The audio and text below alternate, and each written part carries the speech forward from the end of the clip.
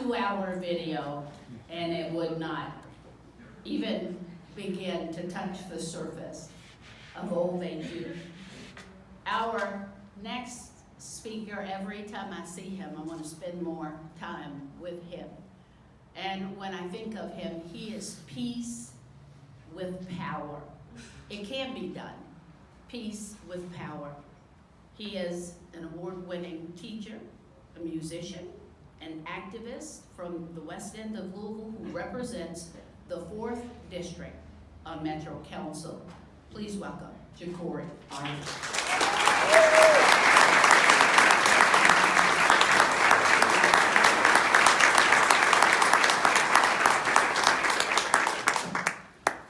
If you can hear me say peace, peace. Love, justice. I'd like to talk about working together in the context of something called the socio-eco model. By show of hands, who's ever heard of that? It's really just the layers of our world, and I'll simplify them to be 5 different layers. You have the individual, you have relational, you have organizational, you have societal, and you have political. The individual, what you believe, what you think, what you know, what you can do, your skills. And oftentimes when people are in crisis, when things happen, we have to ask ourselves, was this an individual choice or were there other factors that contributed to the choice? But oftentimes when we're dealing with and working with and supporting people in crisis, a sister once told me that the choices that people make are the choices that people have. Yeah.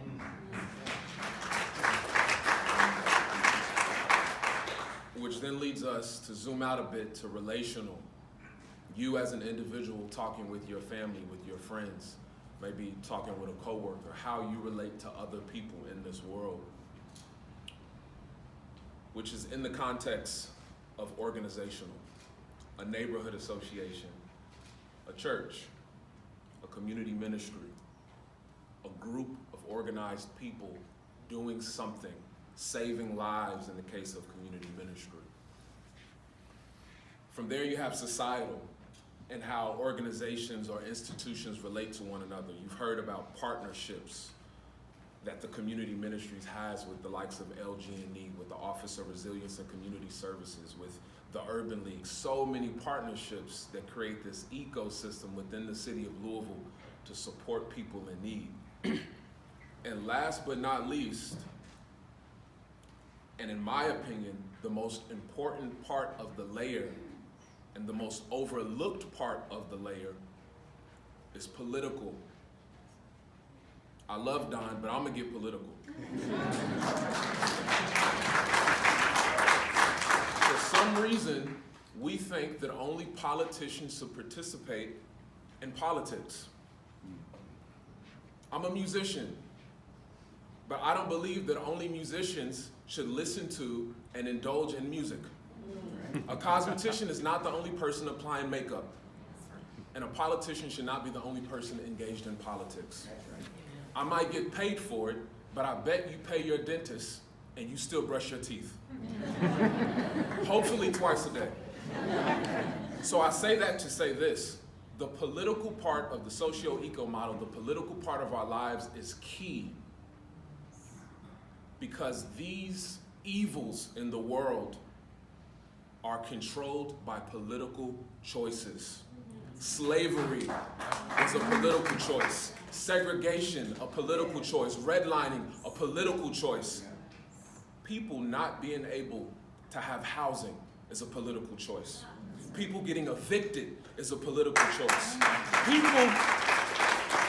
People not having access to fresh and healthy food is a political choice. Our kids not being able to go to school safely and come back home at the end of the day is a political choice.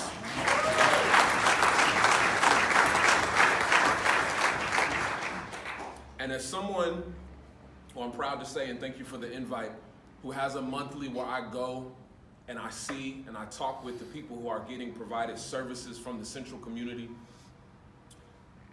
who goes to the doorsteps of our constituents, who sits on the phone with our constituents, who hears directly what they are dealing with, the crisis that they are going through, they don't always have the time or the will to be able to advocate for themselves. It's an unfortunate reality. But it's not the politician who made all the changes that were necessary to get us to where we are today. It wasn't a politician who abolished slavery. It was masses of people enslaved and allies of the enslaved who pushed back and made that happen, who pushed back on segregation, who can push back on making sure that everyone has livable wages, making sure that everyone has access to housing, making sure that everyone has access to their basic needs.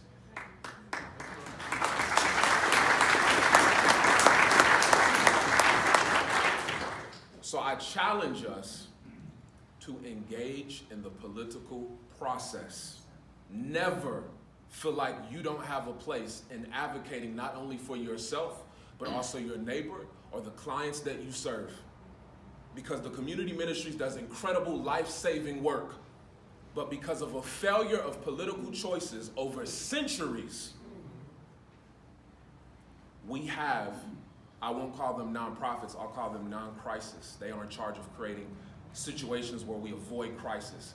That's why we have nonprofits, because of a failure of politics, a failure of government over centuries. And nothing will change permanently and long term unless we engage in that last layer of our world that we often vote and then we fall asleep. We have to figure out the best way to engage in that process. I'll teach at Simmons College of Kentucky, the best college in the country. And at Simmons, our president says there's 3 types of people in this world. People who make things happen, a bunch of y'all in this room today. People who watch things happen, and people who ask what happened. I challenge you to be that first type of person to make things happen. Everyone in this city is responsible for this city.